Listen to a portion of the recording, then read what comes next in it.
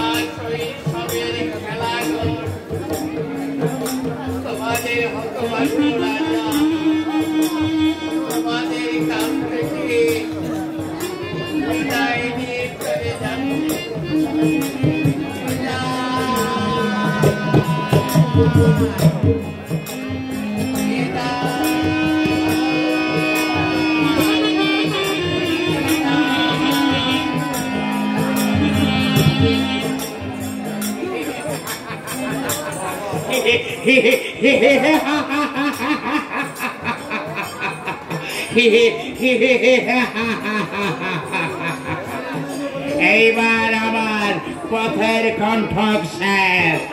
এইবার আমি হব অযোধ্যার মহারাজা। কৌশলে মহারাজা আয়োকে সিংহাসনচ্যুত করেছি, তাকে রাজ্য থেকে বিতাড়িত করেছি, আর তার সন্তানকে দিয়েছি ভণ্ডাসুরের হাতে। এইবার আমি হব এই সিংহাসনের মহারাজা, আমি হব একছত্র দণ্ডধর।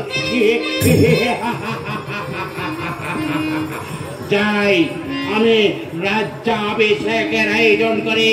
আগামীকাল প্রভাতে আমাদের পুরোহিতের হাতে ধরে আমি সিংহাসন উপবেশন করব। তারপর আমি হব এই অযোধ্যা রাজ্যের মহারাজা, মহারাজা বিক্রম সিংহ।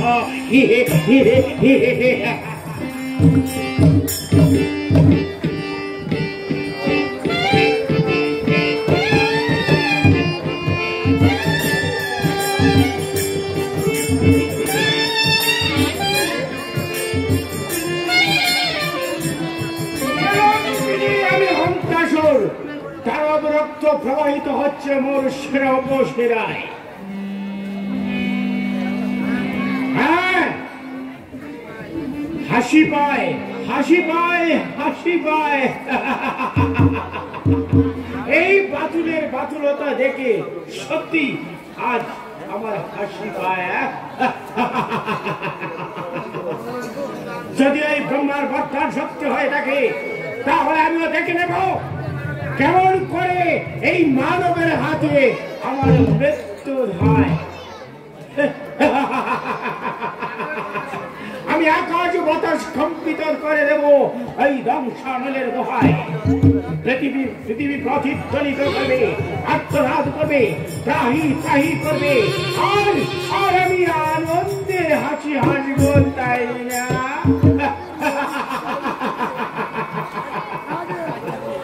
সেনাপতি দন্তাসুর,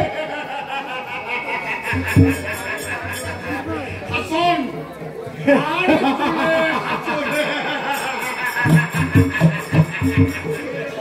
আর যে দেখুন আপনার চির শত্রু আমার খুব, তাই না? কি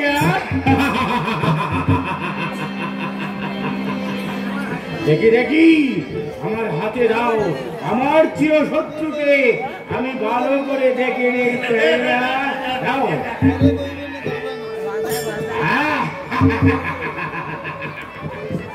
তুই এসেছিস আমার মৃত্যুদূত হয়ে। তোকে নিয়তি পাঠিয়েছে আমাকে বধ করতে, কিন্তু তোর মৃত্যু যে আমার এই হাতে, তাকে নিয়তি কখনো জানে?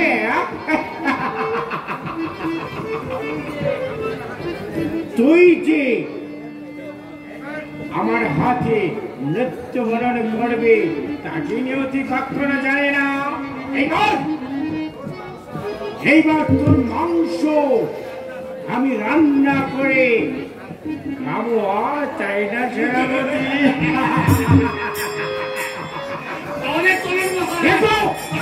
ওই নিয়তি কেমন করে মানব শিশুর কাছে আমার মৃত্যু দেয়, তাই না? চলে এসো, ওই রানীর কাছে তাকে অর্পণ করে নেয়। চলে এসো,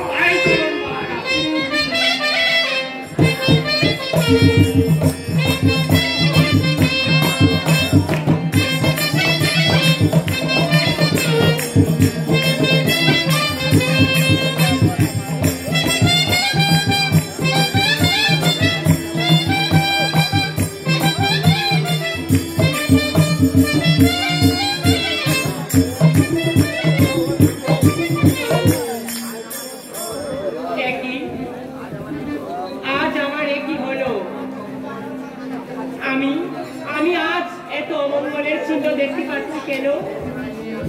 দিনের বেলা শিয়াল ডাকছে। একই আমার নাকি বেশন হঠাৎ করে ফুলে পড়ে গেল। এটির প্রতি বিয়োগের চিহ্ন। না না, এ আমি কি দেখছি?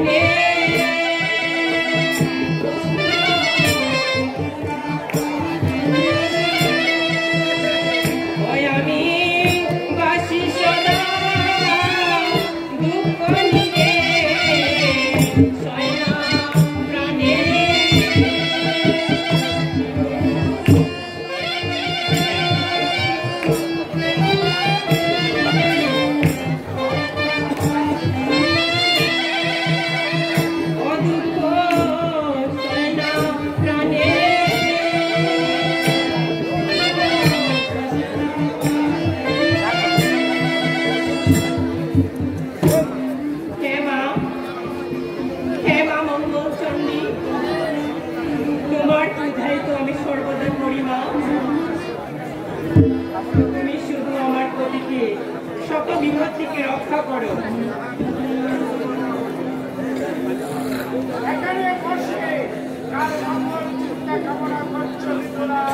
আমি আপনার জন্যই মঙ্গল চিন্তা করছিলাম স্বামী। আপনার কোনো সমস্যা হয়নি তো স্বামী? আপনি ভালো আছেন তো?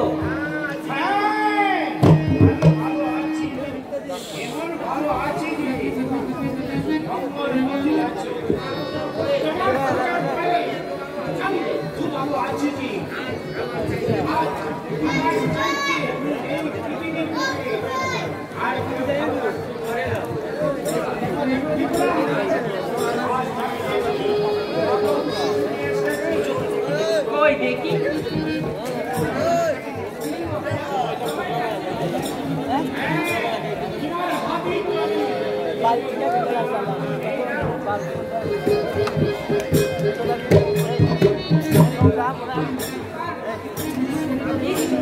এই শিশুটি দেখি মনে হচ্ছে কোন রাজপুত্র।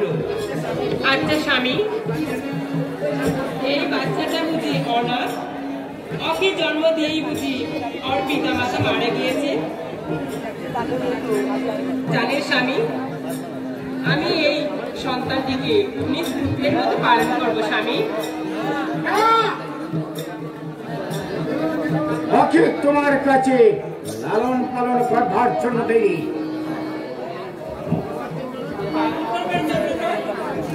তাহলে কি করবো স্বামী? ওকে বলি দিয়ে ওর মাংস আমার জন্য রান্না করে দেবি, আর আমি ওর মাংস মনের আনন্দে মধ্যাহ্ন ভোজন করবো।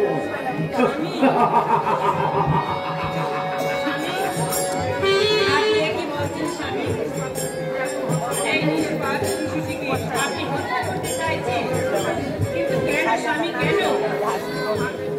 ওর শরীরে তো পাপের চিহ্ন নেই স্বামী, তাহলে আপনি কেন এত বড় শাস্তি দিবেন? এত কথা আমি কিছুতেই পছন্দ করি না রানী। রানী শুধু রানীর মতোই থাকো, আমি যা বলছি তুমি তাই করো। আর আমার কথার হিন্দুবাদ্য বাধ্য হলে তোমার স্থানে মাথাটুকু থাকবে না। ঠিক আছে স্বামী, আমি আপনার মতামত এই শিশুটিকে রান্না করে দেব।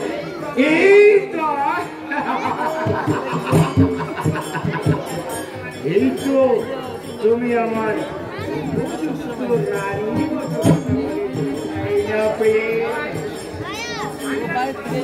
স্বামীর আদেশ পালন করাই তো প্রতিটি নারী একান্ত কর্তব্য। শুধু কর্তব্যই নয়, ধর্ম বটে, ধর্ম বটে।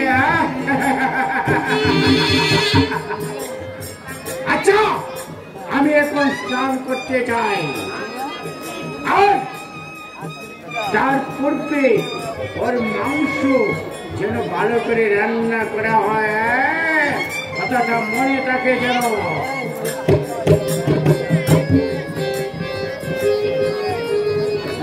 হে মা মঙ্গলময়ী, আজ তুমি আমায় বলে দাও মা, আমি এখন কি করব?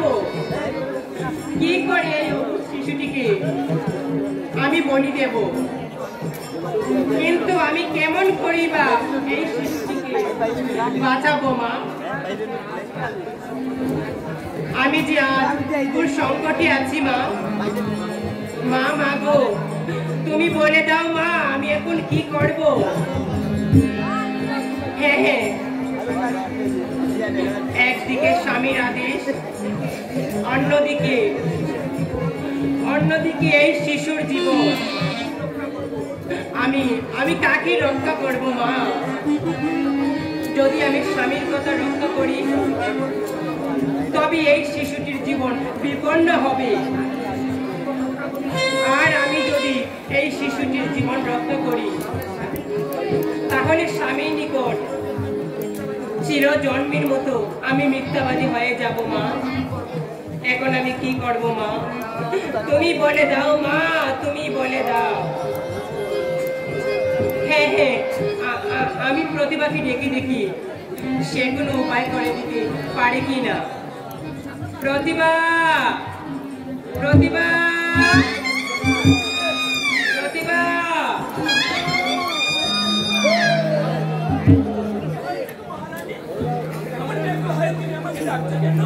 এই প্রতিভা, আমি তো কি একটি শোন প্রতিভা। আর কি কাজের বাদ দেবে বলো? আমি বড় বিপদে আছি প্রতিভা।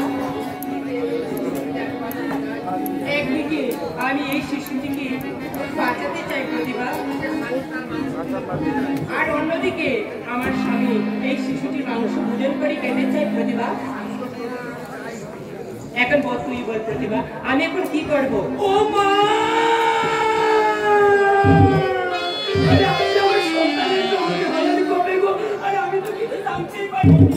আরে প্রতিভা, এই সন্তানটি আমার নয়। প্রতিভা বললে মহারানী, এই সন্তান তোমার নয়, তবে কার গো মহারানী? মহারাজ একে দিয়ে গেছেন, ওর মাংস নাকি মহারাজ দুজন করে খাবেন। আপনি কি বলছেন? প্রতিভা, আমি ঠিকই বলছি। তাহলে তাহলে এখন আমি আপনার জন্য কি করতে পারি বলুন মহারানী? তুই পারিস একমাত্র এই শিশুটিকে বাঁচাতে। প্রতিভা, এই নে প্রতিভা, এই শিশুটিকে তুই যেভাবে পারিস বাঁচা। প্রতিভা, এই নে। ওগো মহারানী, এই শিশুটিকে বাঁচাতে আমি না হয় এই শিশুটিকে নিয়ে গেলাম, কিন্তু মহারাজ ভক্ষণে বসে যখন এই শিশুটির মাংস ভক্ষণ করতে চাইবে, মহারানী আপনি তখন তাকে কি দিয়ে প্রবোধ দেবেন? সে কথা তোকে চিন্তা করতে হবে না প্রতিভা, আমি অন্য মাংস জোগাড় করে মহারাজকে খেতে দেব। তাহলে যান মহারানী, আপনি অন্য মাংসের ব্যবস্থা করুন, আর এই মুহূর্তে এই শিশুটিকে নিয়ে যাব সে বশিষ্ঠ মুনির তপোবনে, আর সেই তপোবনে শিশুটিকে রেখে আসবো, আর সেই বশিষ্ঠ মুনির আশ্রমে এই শিশুটি দিন দিন করে তাই চল প্রতিভা, আমাকে আবার অন্য মাংস জোগাড় করতে হবে। যান মহারানী, আমি আসছি।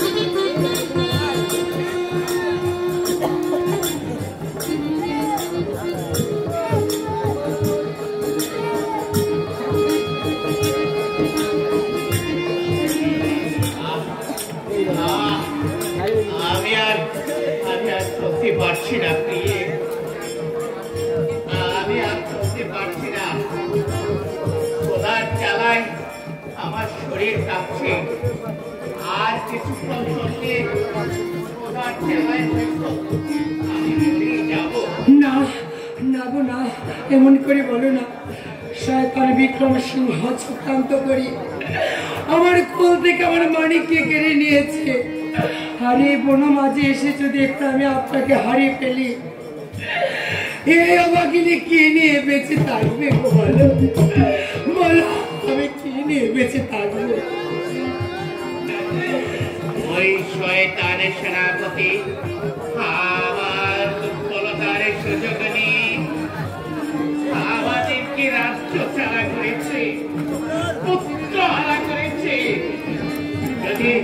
যদি আমি বুঝতে পারতাম ওই শয়তানটা এমন একটা দীর্ঘ ষড়যন্ত্র করছে, তাহলে আমি তাকে আমার নিজ হাতে এখন ভেবে আর কি হবে? যা হওয়ার ছিল তাই তো হয়েছে। আবার চলুন, সন্ধ্যা হয়ে আসার আগে একটু রাতের আশ্রয় খুঁজে নিয়ে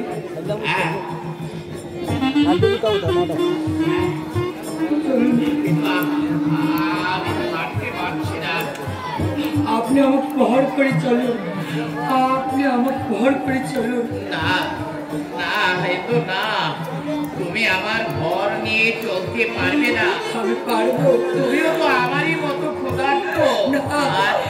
আমি পারবো। আজ দুদিন কিছু খাওনি, তার উপর তোমার ভাঙা শরীর, এই অবস্থায় তুমি আমার ঘর নিয়ে চলতে পারবে না। পারবো গো, পারবো। এসো এসো, দেখি চেষ্টা করে আমি একটু হাঁটতে পারি কিনা। তাই চলো।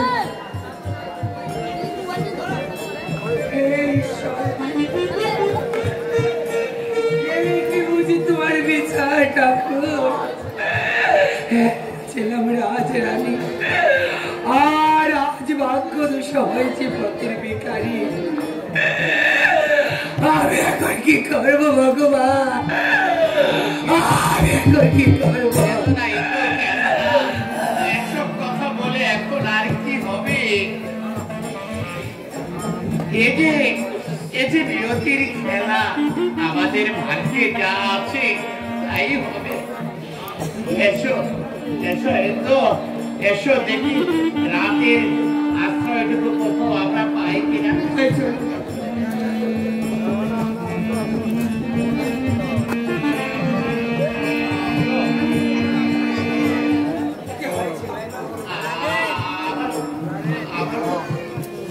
চেষ্টা পেয়েছে।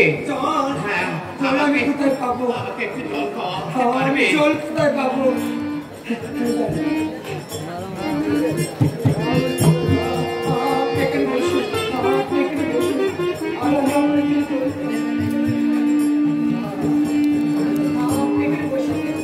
আর আমি আপনার জন্য কি জড়িয়ে আসছি, আমি জড়িয়ে আসছি।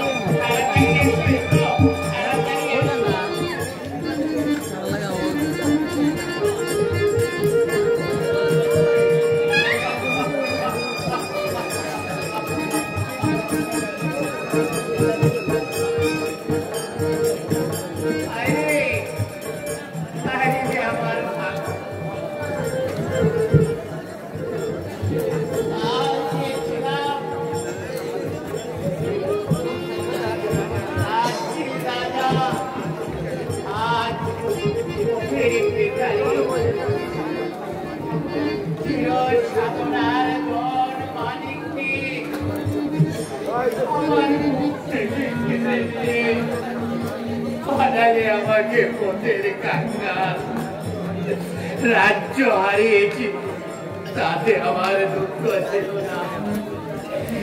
যদি যদি আমি আমার সন্তানকে ফিরে পেতাম, তাতে আমি খুশি হতাম। দাও দাও দাও না নিয়তি, দাও আমার সন্তানকে তুমি আমার কাছে ফিরিয়ে দাও। আমি তোমার কাছে আর কিচ্ছু চাইব না, কিচ্ছু চাইব না। ওরে আমার সোনা মানে, ফিরে আয় বাবা, ফিরে আয়, ফিরে আয়।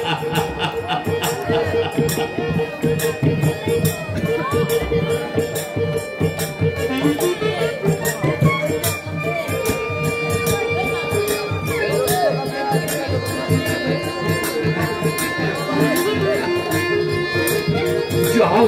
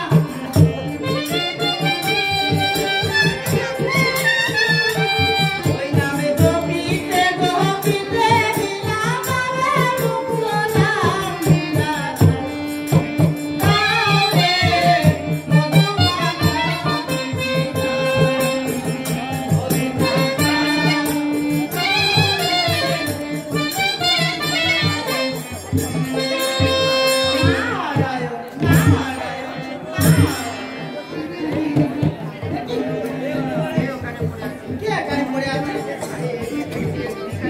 আরে এ তো দেখি একটি গাড়ি।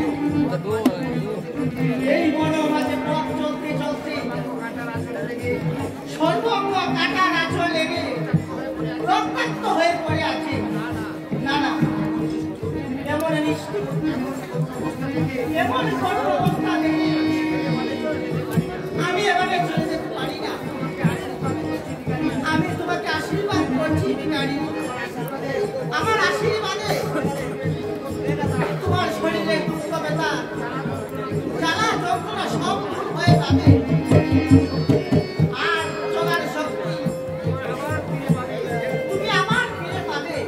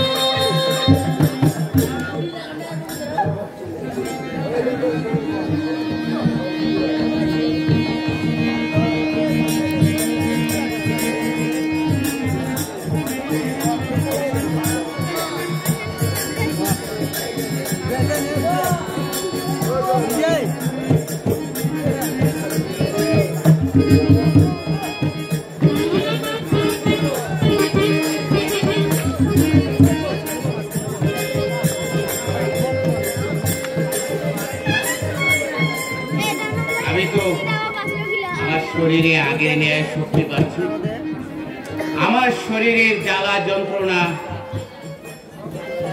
কেন জানি দূর হয়ে গেছে। আমি তো এখন ইচ্ছে করলে অনেক দূর হেঁটে যেতে পারবো,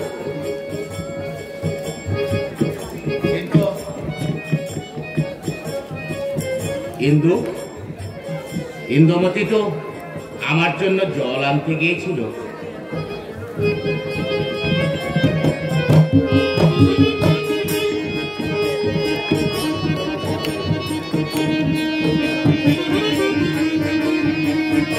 তাকে তো দেখতে পাচ্ছি না। ইন্দু, ইন্দু,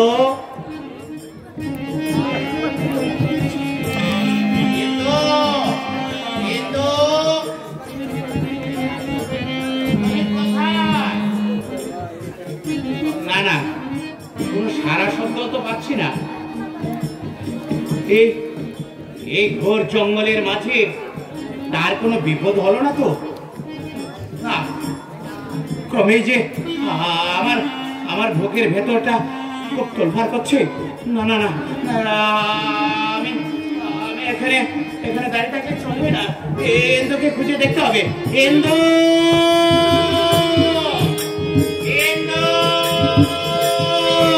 তুমি কোথায়?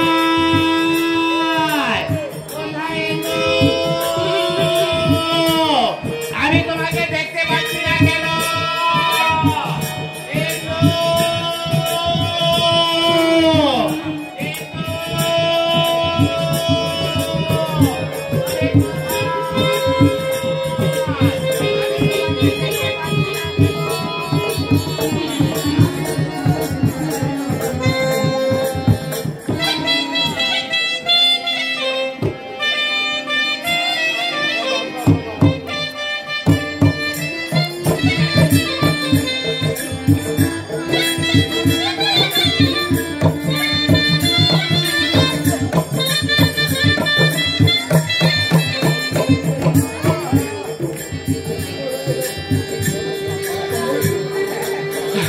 স্বামী, আমি আপনার জন্য অনেক কষ্ট করে জল নিয়ে এসেছি। এই শাড়ির আঁচল ভিজে আমি আপনার জন্য জল নিয়ে এসেছি। এই নিন স্বামী, আপনি জল।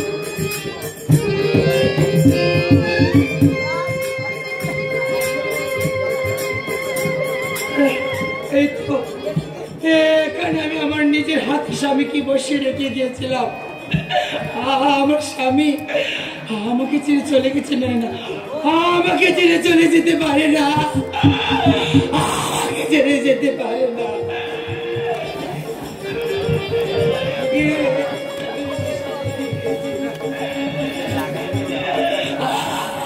আমার স্বামী, আমার স্বামী।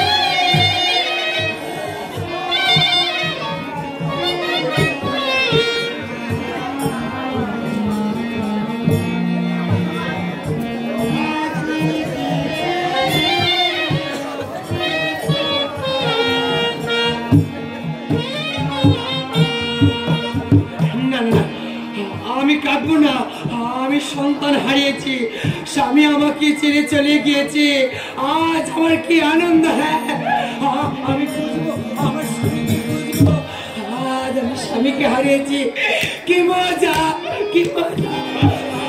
আমি আমার স্বামীকে সন্তান আমাকে ছেড়ে চলে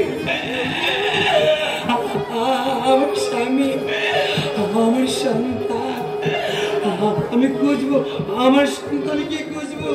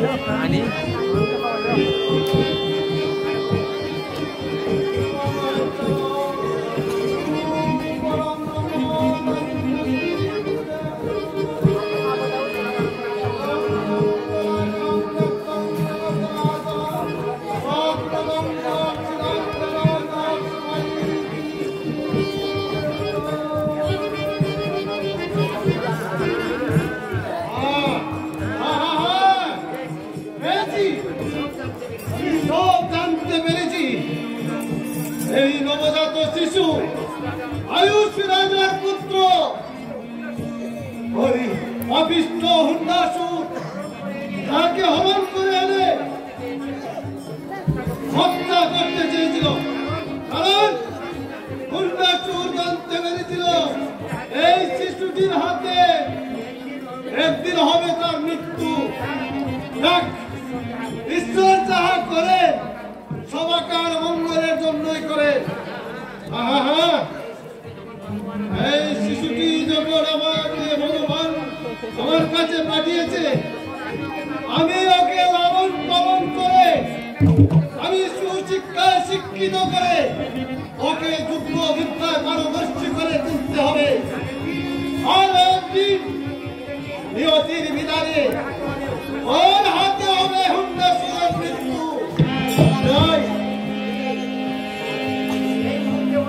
তাই এই মুহূর্তে ওর নামকরণ করছি, ওর নাম হবে নহুষ। হে প্রভু, তুমি আমাকে সাহস দাও, শক্তি দাও, আমি যেন এই নহুষকে আমি সকল বিদ্যার পারদর্শী করে তুলতে পারি, পারদর্শী করে